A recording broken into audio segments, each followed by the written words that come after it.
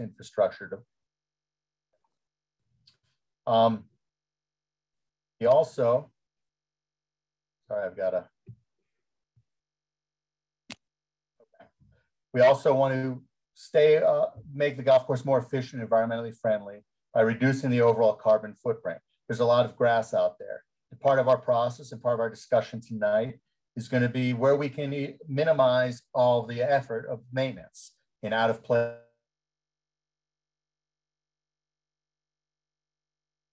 plant species there and try to be as native as possible with plant material. We want to improve safety. We also want to increase playability and strategy of the golf course, make it fun and enjoyable for those who want it fun and enjoyable, but also challenging for those who want it to be challenging as well. We also want to improve the overall appearance and curb appeal of the golf course, as well as the entrance, the clubhouse area, the parking lot. And we want to make this facility more valuable to the entire community. Even though it's called Kennedy Golf Course, I think the vision of Councilwoman Black and Scott and the staff is to make this more of a community center where non-golfers will be just as active as golfers. And so we hope that a lot of you on this meeting are non-golfers as well. So I was talking about golf course infrastructure, and here's a chart that was created by the Allied Organizations of Golf, the American Society of Golf Course Architects, the Golf Course Superintendents of America, the USGA, the National Golf Foundation, and others, did a study to see how long golf course features last. And you can see that all golf course features last anywhere from 5 to 30 different years, or to 30 years. And if you look here at putting greens, usually last 15 to 30 years. The greens at, all of the greens at Kennedy, the Creek 9 was built in 1994. So the youngest holes on that golf course, those greens, are only 27 years old. The other holes were all built in 1963, 1964, and have never been renovated, including the bunkers and tees. So everything else out there, for the most part, if we do the math, 36 plus 21, 57 years old. So the infrastructure really needs revitalization and reconstruction. So what happens if we don't go in through this process? What happens if the city doesn't invest in a master plan? Well, haphazard planning happens, and that leads to haphazard spending of your dollars, and you're probably doing haphazard design. A club has no identity. It costs more to maintain. There's always a point where people are just, the staff is just trying to keep the golf course moving versus maintaining a good facility. And capital spending becomes more expensive. To the left of those four items, I have a golf course. But what I want to show this to you is, you see my arrow, all the different colors there, the blue, there's purple, there's green, there's yellow, there's orange. This is a club that had never invested in a master plan. And so things were haphazard and nothing was built together. Things were built in many different periods of life, which means they all have a different age. They all have a different design identity as well, creating a mismatch of a golf course. So we talked about infrastructure. We talked about why what happens if you don't invest in a master plan. One of the points for this plan is to make the golf course more fun and enjoyable, playability-wise, and more strategic as well. So how does a golf course architect implement those ideas if I'm talking about playability of a golf course? Well, there are many ways, but one way is something that I developed back in the early 90s called tee shot distance equity. And the basic gist of this is to lay out the tee boxes so that all golfers, provided they play from their tee box, has an equal, they all have equal experiences. And so over time, golf course technology has made the golf ball go further. Equipment makes the golf ball go further. And so the tee boxes at Kennedy, the Creek 9 tee boxes are built based on golf technology of 1994. The tee boxes for the rest of the from the mid 60s. Well, in 2021, we all hit the golf ball further. So we need to build the tee boxes in the correct spot. Over time, multiple tee boxes became a standard design task for all golf courses. And the goal was to lay tee boxes out so that everyone hits to the same spot in a golf course. But from that same spot to the green, it becomes inequitable. And for instance, if you are 150 yards from the green, many people are all hitting different clubs. So tee shot distance equity is something that I created where we actually have multiple landing areas. And so if everyone hits from their tee box that they should be playing from to the fairway, they all should have the same club into the green, creating an equitable experience. And that's all based on swing speed. The other part of this, how to make the golf course strategic for those who want it strategic, but also playable and fun and enjoyable for those who want it fun and enjoyment, is how we lay out golf course hazards. A golf course hazard, the typical golf course hazard that everyone's familiar with, is a sand bunker. But there's also water, there are trees, and there's deep rough that are also considered hazards. So for years, the golf industry has placed sand bunkers and other hazards in such a way to make things look good, aesthetically pleasing, but also to penalize the golfer. And that is how golf has sort of become much more difficult than it really needs to be. I just want to show how we are going to create a golf course that isn't penalty based. If you look to the left of the screen, I have a golf hole and I have 4 bunkers, 2 bunkers on the left and 2 bunkers on the right of the fairway. In that situation, the golfer has one strategic option to hit it straight between both sides of the fairway, all 4 of those bunkers. And if that golfer fails, he or she is going to be in sand or rough. So they have one choice. And these bunkers penalize the golfer who fails to hit the correct shot. So we're trying to avoid penalty. We're trying to avoid creating a master plan that has sand and other hazards down.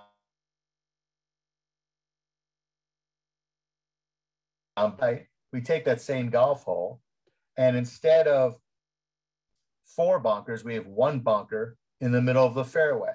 And what that does is that gives all golfers 4 strategic options. The golfer can hit short, long, left, or right. And so now the golfer can be challenged to hit the shot that he or she thinks is the best that they can perform for optimal optimization, I guess, best way to say it. If they fail, they're not penalized. They're still in fairway. So that's the difference between penalty on your left and challenge on the right. So these principles will be working throughout this master plan process. So the project parameters, the challenges that I have as a golf course architect is how to accomplish all of those goals that I showed you earlier based on the following: the property configuration and acreage. The site's got enough acreage to do some good renovation work, but the way the property lines are makes it a little bit challenging. Another challenge is Cherry Creek and the way Cherry Creek runs through the property. And I've already had conversations with the Army Corps of Engineers and how to best implement Cherry Creek within the design of the golf course. Now, I need to make sure that everyone understands we don't plan on moving Cherry Creek. We don't plan on altering Cherry Creek in any way, but we would like to get golf holes maybe a little bit closer to Cherry Creek here and there. Budget challenges, we always have budget challenges. And then we want to also minimize closures throughout renovations of this project. As of right now, we're just talking about a master plan, but as we design, we always have to think about how we are going to implement what we design. So that's a quick overview on what we're looking to accomplish. And tonight, we really want to hear from you. We're here to answer any questions that you have about where we are in the process of this project. But most importantly, we really want to hear feedback from you. What would you like to see at the golf course? How would you like to see the golf course change or improve? What other things you'd like to see? What other program elements you'd like to see at Kennedy, such as batting cages, revitalizing the putt-putt course, the putting course. We're open to anything and everything at this point because this is your golf course. So we'd love to hear your questions and answers. And at that point, I'll open it up to anyone who may have a question. I will jump in first. So you are going to be allowed to turn on your screen and unmute yourself if you would like, but if you do not want to, you can also put it in the chat. So we don't have any questions in the chat yet. And a reminder that we did start recording this meeting, so in case that influences your decision. But we already have someone raising their hand. So Lois. Yes, can you hear me? Yes. Good. I have a couple of things. I was going over the audit report this morning, and it appears that there is no long-term plan in place, not just redefining the golf course.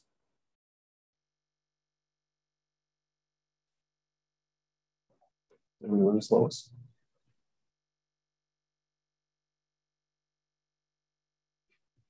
Lois, your audio cut out.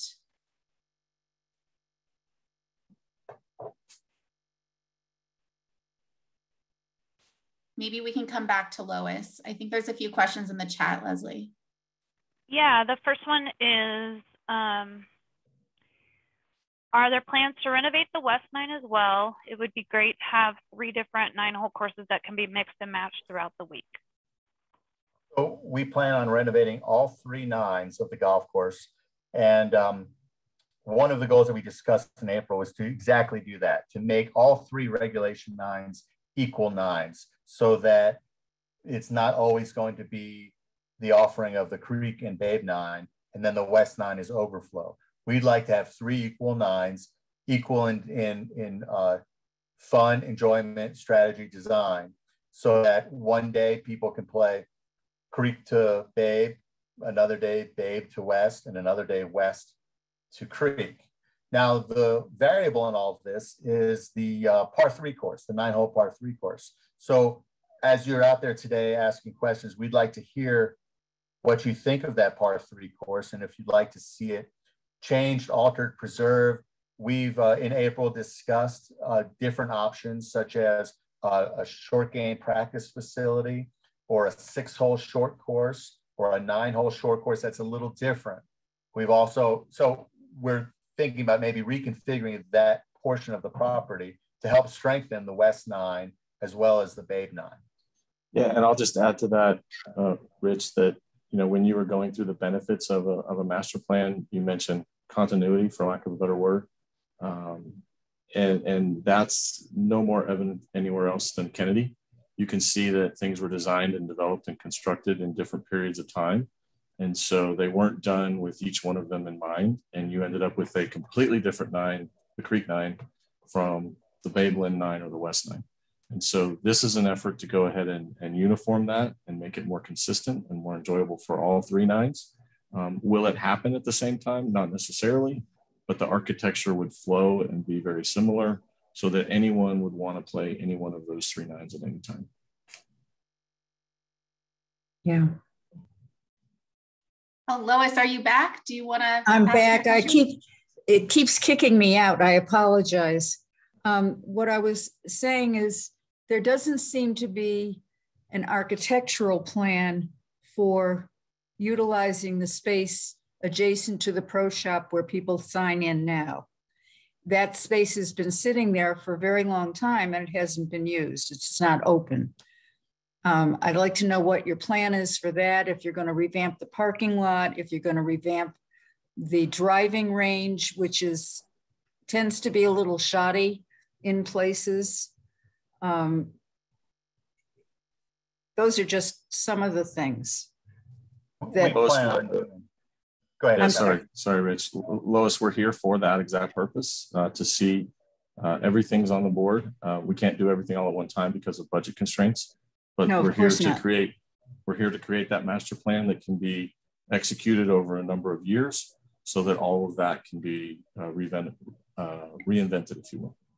And what you were just saying, Rich, was about being able to play any of the courses for 9 holes. It would be wonderful if it was accessible, because right now, if you want to play 9, the only place you can go is the West. That's not true. And it gets a little tiring. That's not true. Hold on. We'll get to you in a second, Kim. So we're always thinking about accessibility, and throughout the design, we'll be working towards that for all the golf holes.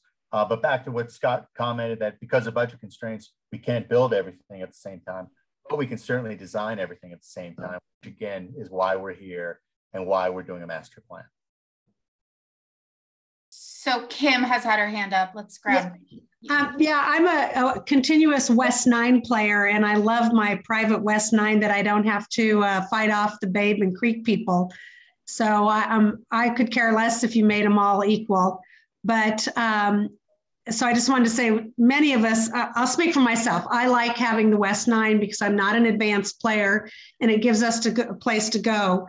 As far as what Lois said about playing the other 2 courses, Lois, you can sign up for 18 and just pay for 9, Monday through Friday.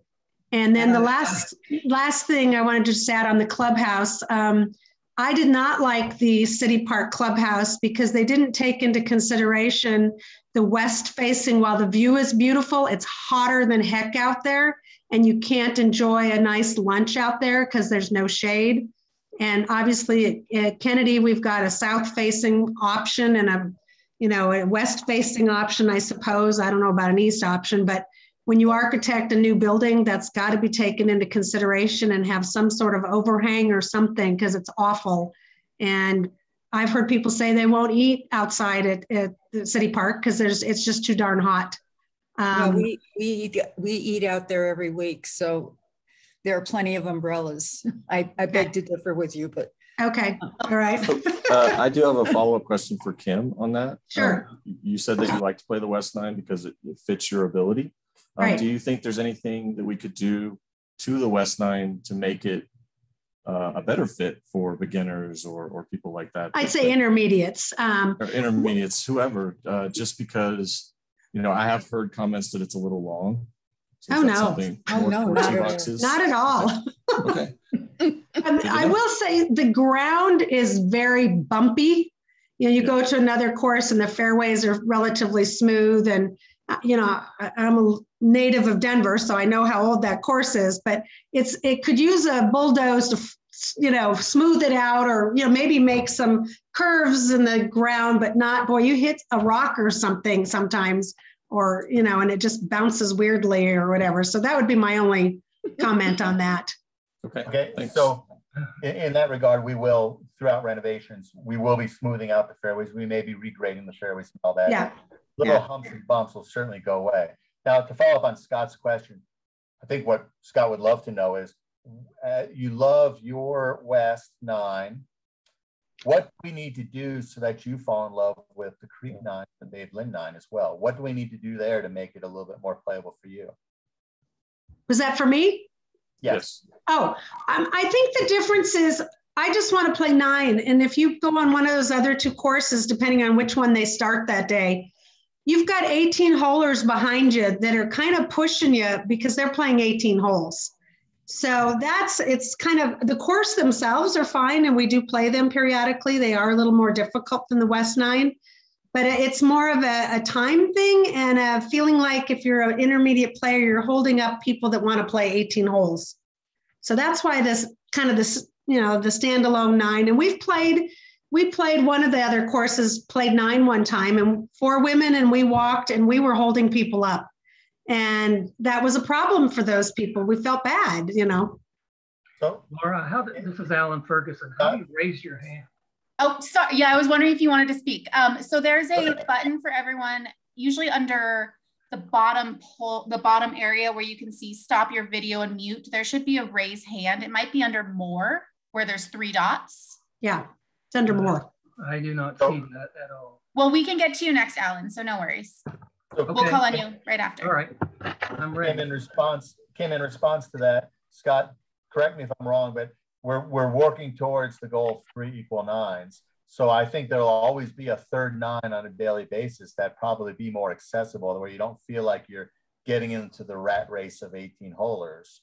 Am I right in thinking in that thinking? Well, I think it's more about, it sounds like to me, like Kim, that you like the fact that maybe the West 9's not as busy, and so you don't feel as pressured to play at a certain pace. And, I have to say that as a golf course operator, we want to be busy. As I mentioned in the beginning, the only funds we receive are the fees that we collect. Sure. So that's what's going to pay for the renovation. So it's sort of a juggling act there, right? I want to be busy, but I don't want to be so busy that the course is damaged by that and people don't have fun. Well, here's an idea. Hopefully. An idea, maybe from week to week or whatever, the 18 holes are these two courses, or the 18 holes are these two courses, so that there's always a 9 that's just a 9. Maybe it rotates around. Yes, that's exactly what they do at Fox Hollow. That's exactly how it would be. And that sounds great. That's what we'd like to get to, and that's something we've done at Kennedy as well in the recent past, I guess. We've started to rotate that around, and in the wintertime we switch to where the creek is the 9 hole because the frost doesn't leave that course as quickly as the other courses. So we do try to mix it up a little bit, but let's go ahead and move to Alan just for sake of time. Thank you, Kim. Thanks, Laura. I just want to make 2 points that I think reflect remarks made by both Scott and Richard, as well as Kim. First of all, as a golf course architect, Richard, you appreciate that course design integrity is key. And as Kennedy currently gets used, namely with the Babe and the Creek, I don't play it very often because I don't want to play the Creek 9, mainly because the Phelps course built in 1994 has very little in common with the rest of the golf course, which was built and designed by Henry Hughes, probably the greatest Colorado in the 1960s. So in fact, to speak to another point on that, the West 9 from the back tees is a great challenge. And the par 4s are longer, and nobody can say that it's a pushover. It can benefit from additional tees, definitely, no problem. But for my money, I want to play a course that has integrity. I played the Patty Jewett course this past week. There's a course that has integrity. So that's really important. And it leads to the second point, which is that I think that the Colorado Golf Association and Denver Golf ought to be encouraging walking. And the main reason I don't play the Creek 9 is that it is a very difficult walk with tees far from the greens, in contrast to the Hughes course, which is a good old-fashioned course with tees close to the greens. That's the way it should be.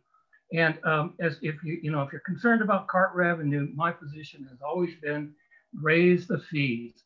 And if a person has physical or medical disability, fine, reduce the fee or give them a free cart. But if you raise the fees and put a sign in the golf shop that says golf is a walking game, if you must have a golf cart, then the fee is fill in the blank. It could be 50, 60 bucks. I don't care. But as long as you have a physical or medical disability for the people who cannot walk.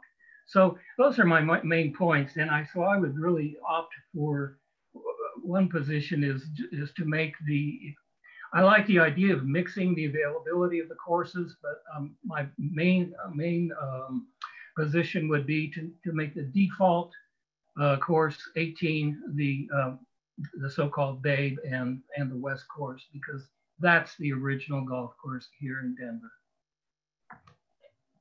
Thank you, Alan.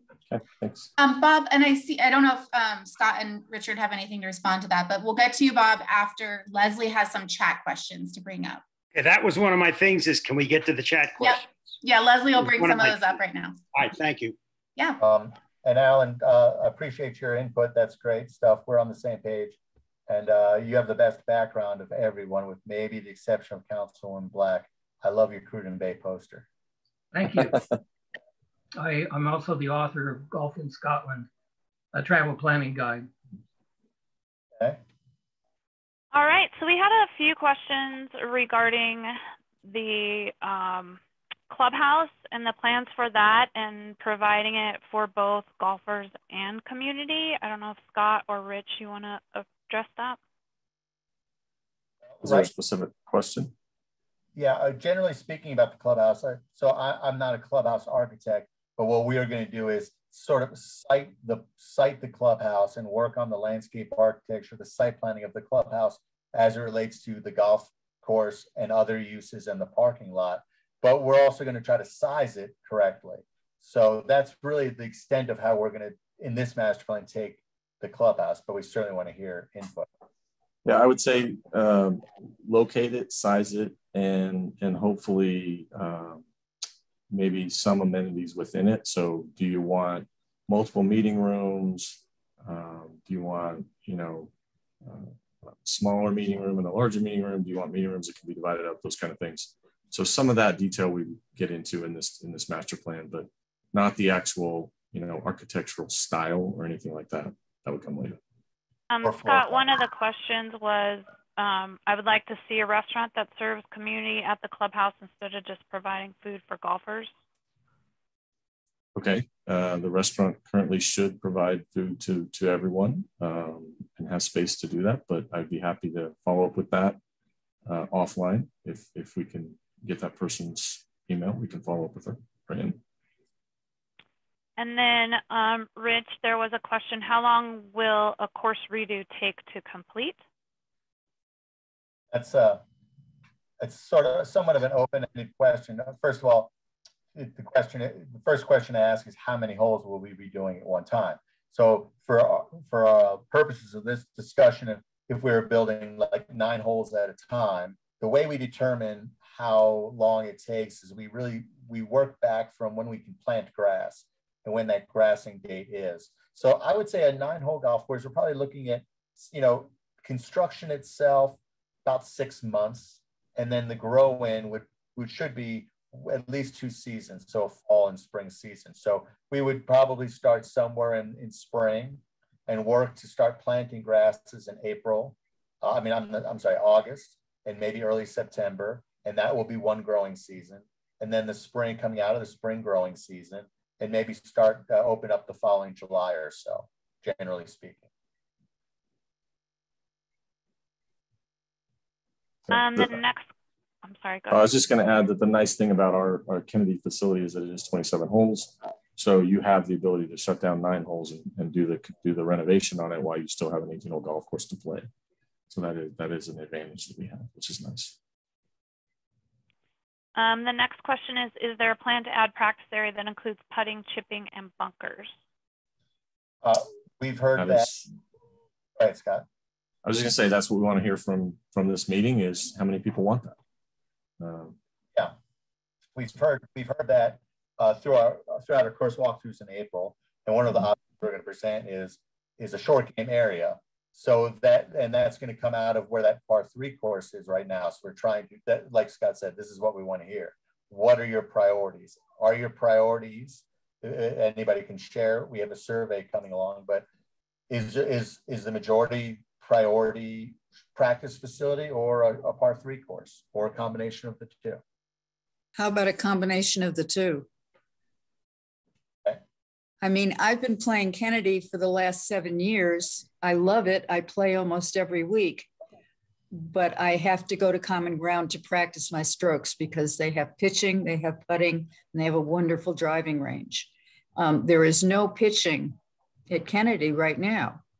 And it's frustrating for a lot of people, not for me because Common Ground happens to be in my backyard, but I think to make it more accessible for the entire community to be able to use it as a practice facility as well as a playing facility, to have a pitching green, a putting green, a place to practice coming out of the sand trap would make it very attractive to people to come over and play.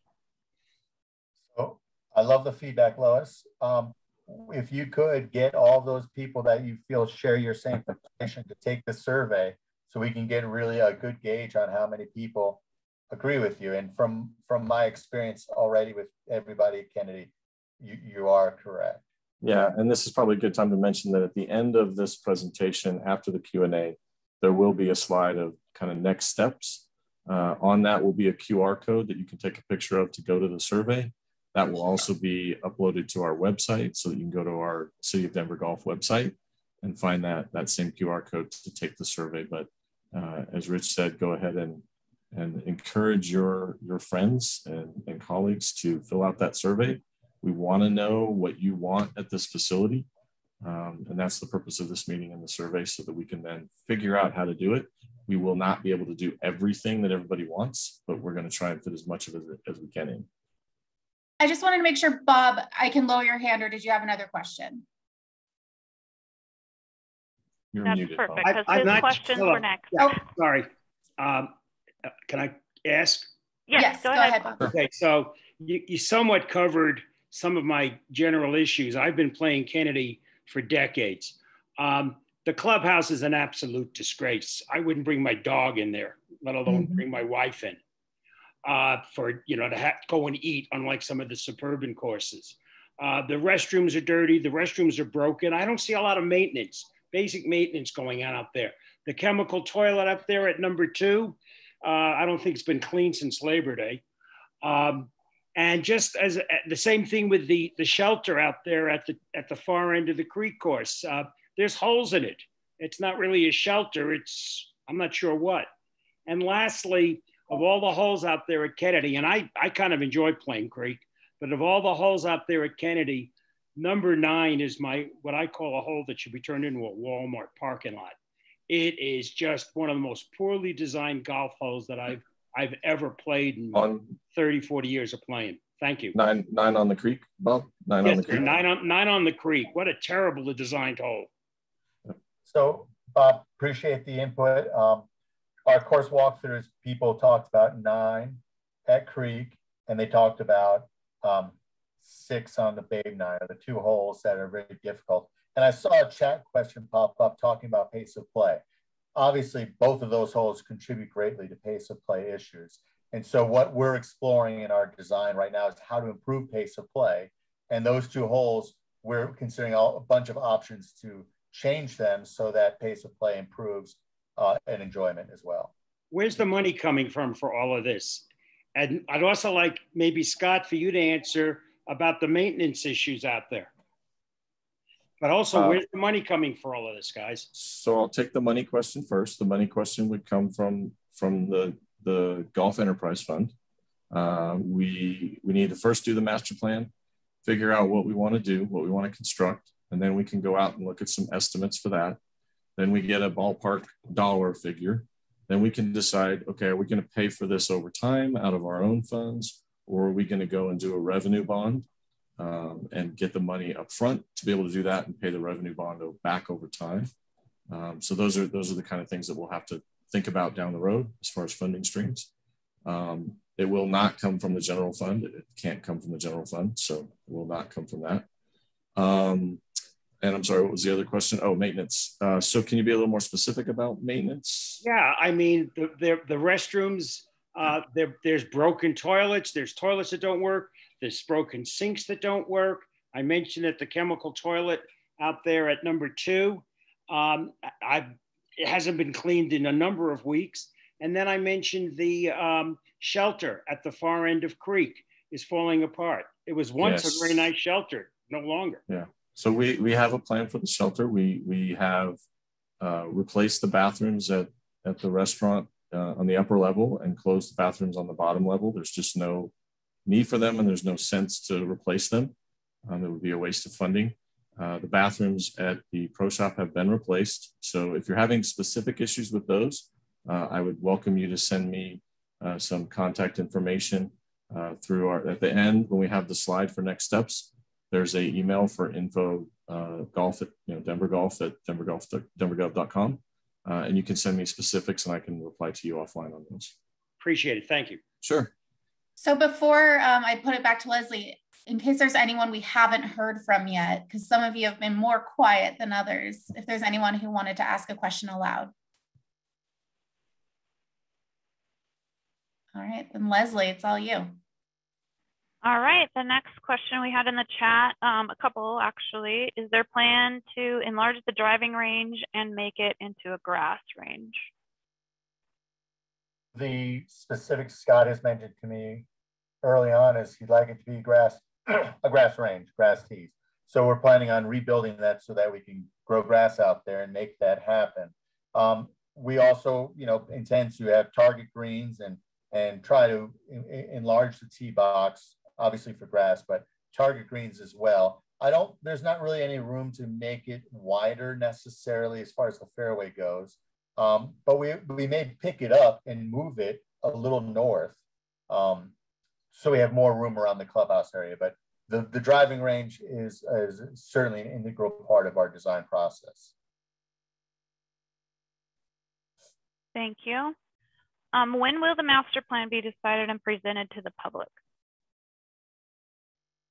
So that will be covered under next steps. We're going to be doing the survey, and then we'll go forward with the master plan, get some options, and then we'll have a final public review. But again, that'll be covered in next steps on the last slide.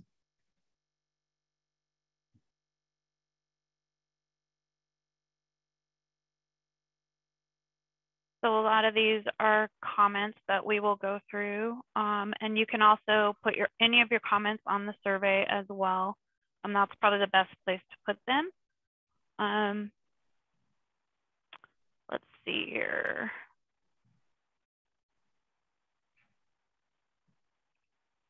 Trying to find the next question in the chat. A lot of comments about the long walks between holes, which I think we covered. Also comments on they'd like to see a restaurant that is more community friendly and make it a true destination. What is the expectation of maintenance? Will we have the resources to keep it up? The expectation of maintenance is that yes, we would keep it up. We do have a standards manual for our courses, and we strive to hit those standards at every one of our courses. So we'd want to do that. I think with the redesign, we should be able to make maintenance a little easier. So I'll let Richard kind of speak about that. Excuse me. As it relates to maintenance, one issue that was already brought up is how bumpy the fairways are. That helps. That causes issues as far as getting a nice cut of grass in the fairways and rough. Also, even distribution of chemicals and all of that. So by smoothing out the fairways, we'll be able to improve in that regard. Right now, maintenance is intermingled between creating a good playing surface for the golfer, but also repairing things. And that's exactly why we need to rebuild all the features, because the infrastructure is shot. The greens don't drain as well as they should. They also the irrigation system doesn't irrigate evenly like it should. The sand bunkers don't drain properly. There's probably very little sand in those bunkers from what I recall. Tee boxes are too small. There aren't enough tee boxes, and they're not in the right locations. So we plan on building bigger tee boxes, plan on revamping or replacing the irrigation system, and doing all those things so that the maintenance staff can stop band-aiding everything like they've been for so long.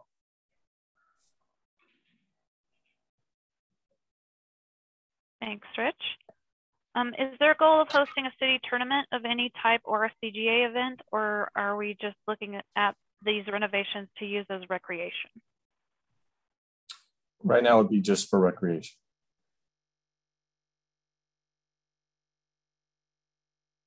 Before COVID, the Kennedy 9 Old Ladies League used the locker room in the basement of Woods and Irons. Will that be reopened? No. Is there any plan to make the sign-in process more efficient? I think that's a question for right now.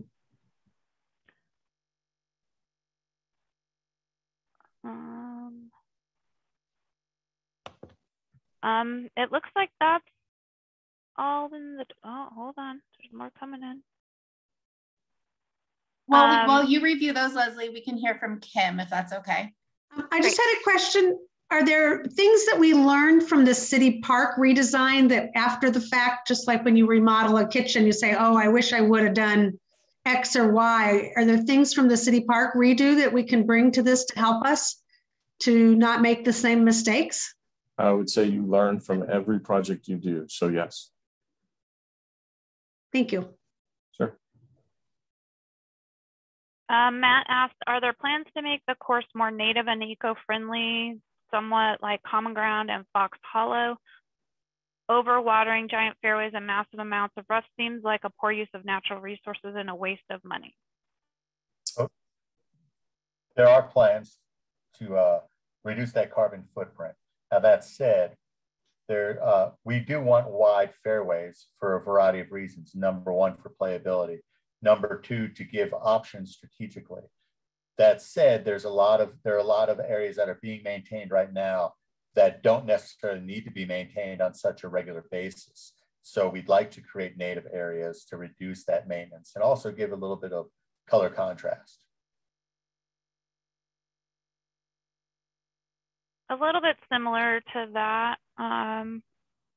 Martha says there's a lot of open space at Kennedy. Will the open space be used for golf holes or will it remain open space? And also will the cart barn in the clubhouse be in the clubhouse instead of a quarter mile away? I can take that. Yes and yes.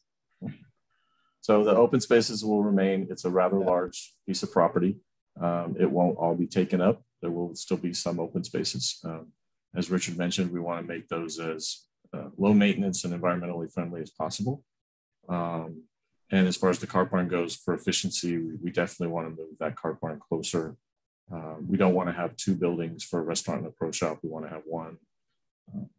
So those kind of things that will open up some space, some floor space, if you will, for those things that we talked about earlier that people want, which is practice facilities, chipping areas, putting areas that are a little more interesting, sand area, those kind of things. Scott is correct about there will still be open space. They'll just be different open space because there are a lot of area there. We're going to be able to move holes, scooch things here and there just for to spread safety issues out a little bit. So such as like on the Babe 9, the second, third, and fourth holes are close, plus the second hole of Creek 9, those 4 holes that are parallel. There's some areas, there's some land there that we can move things around just a little bit to spread it out a little bit. So that is an advantage to a project like this, that we do have that extra space that we can move things around for safety purposes. But we'll just be replacing those holes with other open space. How many trees will be eliminated? We're not at that phase yet. Yeah. But I will add that the city has a mitigation process, a program. And so for every tree taken down, you replace enough trees to replace that canopy. And so there is that mitigation process. We would follow that process. But I will also say that the trees that are there, not all of them are in the best places. They were planted back in, I think, the early 70s, and they're all pretty old. Trees have useful lives, just like greens, tees, and fairways and bunkers. And so they're all in need of being replaced. So there needs to be sort of a replacement program anyway. And the trees that were placed there were just placed in rows right along the fairways, which is not the easiest thing to grow grass under a tree. So they're not in the best places. And if we want to change the design of the golf course and the flow of the golf course a little bit and make it fit the things that Richard just talked about in his presentation, then we are going to have to probably remove some of them. Yes. I'd like to expand on that. Am I still sharing my screen here, Laura? No, not sharing. Not. Let me show you. So let me just say real quick, Scott's correct, but the challenge with golf courses and trees are they don't really work well together. The more shade cast by trees, the less quality the grass is for a playing surface. This is a little fun history lesson here is I want to show you guys an aerial of Kennedy Golf Course back in 1963. Does everyone see that there? Yes. So you see here, Cherry Creek right here that runs through. This is actually the West 9 and the par 3 course already built. but the Babe 9 hasn't begun yet. And of course, we know the Creek 9 hadn't started for another 30 years. But if we zoom in on this, you see that this property originally had 0 trees on it. So just an interesting fact that I just wanted to share with everyone. An interesting fact on that is that basically every city golf course that we manage had no trees on it. City Park didn't have a tree on it. It was a farm. Wellshire didn't have a tree on it. None of them were trees. So that came later, and they weren't placed in the right places. And so we're battling that. That's part of our challenge when we try to keep the course in good conditions, is that those trees are too close to the fairway. If you're going to have them, they need to be farther away from the fairways and greens and tees. So. Right. And that's true all over the country. The reason that municipal golf courses started with no trees is because they found property that was treeless to save money on clearing. So that's actually the origin of that. So yeah, and someone mentioned the integrity of the courses. And if you really think about the integrity of the design, they would have far fewer trees on them. If not, maybe not at all. I'm not saying we're going to cut them all down. Don't Laura, misunderstand me. I'm not going to cut them all down. This is Alan again. I haven't been able to find my raising my hand thing, but can you hear me? Yes. Go ahead. Just a quick comment on the practice area issue. You know, I think the most compelling reason for having a good practice area is that there is not one at either Willis or Wellshire. And so that's a major liability for those courses. Yeah, the other thing is, a nice thing about links golf is that there aren't any trees, and so everybody's playing off of sand, and it's great. So I know what you mean about the trees. Thanks, Alan. All right, our next question is from Kendra. City Park was funded with stormwater fees. Are there other funding sources that could be tapped for Kennedy? There could be. There are some nonprofit organizations out there that we're looking at to see if they're dedicated to parkland and open spaces and things like that we would approach and look at for funding. Once we get kind of a price tag figured out, then we would definitely do that. Great question. When might this redevelopment project begin? That's going to depend on funding. And as far as when would we break ground, it's probably not going to be for a few years. It does have to be, we have to finish the master plan, then we would have to find funding, and then we would have to go out and actually design the golf course to the point where it was a construction design rather than just a master plan. So that involves elevations and drainage, and it's far more detailed. And we would have to do that for each phase that we did. We would also have to go to an RFP to find that architect, to an RFP to find the contractor to build it. So it's going to take a while just because of the system. We have to work through the system and the proper process. And we don't want to rush anything, because if we do, we're going to regret it in the future. Maybe one more, Leslie, and then we might move over to next steps just for time. Okay. Between holes 3 and 8 on the creek, that is a safety concern. How is that going to be addressed? I don't think we know that yet, but. Well, we've been working on preliminary design ideas on the golf course side already. And so the Creek 9, we have some options of changing the holes. We're going to keep the same corridors possibly, but changing the holes. And so we're trying with the goal of trying to separate the landing areas a little bit more. So that's a general approach of how we're going to try to improve on some of those safety issues.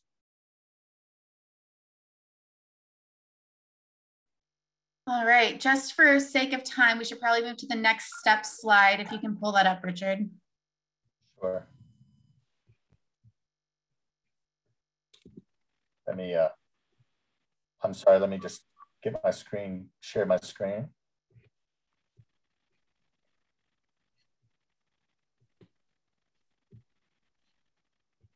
There we go. Great. Sorry. Oops, it disappeared. And it's back. Okay, Scott, you want to take the next step? Sure, I'll take that. So next steps, there's going to be a town hall meeting at Hebrew Educational Alliance, 3600 South Ivanhoe Street on Wednesday, October 27th from 5 to 7 p.m. Please come. We are hopeful that we're going to have enough feedback from this meeting and from the survey that we can get that to Richard in time that he can put together some options, and we'll unveil those initial options at that meeting and ask for some input on those options at that time. And then we'll reconvene and kind of do a redo of those options and do a final public meeting, date and location to be determined. And then definitely take that golf survey, as I said. The QR is down below, so you can take your phone and take a picture of that QR. It'll take you right to it. And it will also be on our website. You can go to our website, cityofdenvergolf.com, and that'll be available there. If you have any questions or follow-up comments that you want included for us to get to Richard, please send them to the email address you see on the screen, info.denvergolf@denvergov.org. And we will go ahead and respond to those as we get them and get the information to Richard as needed. Any questions about the next steps?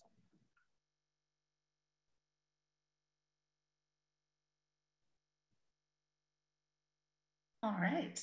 And the video recording will be up on the Denver Golf webpage as well. I can just follow up to everyone who registered for this meeting tomorrow with the link to the survey and that website that you can find the video recording on, but not right now. We'll get it up later. But so that was it. Great. Thanks to everybody for attending. Appreciate it. Great input. Yeah, thank you all. Thank you. Thank you. Come on October 27th. Laura, if I have further questions, can I call you? I will direct you to the right person, as I am not the golf expert. I work with Parks and Rec Community Outreach. So, but you can email me anytime you need. Okay. How do I reach Scott? I would email that question right here, or any specific questions for golf, to info.denvergolf@denvergov.org. Okay. And we can get them to him. No problem. Thank you. Thank you all for coming tonight. Thank you for your questions. Have a great evening. And your ideas. Bye. Bye.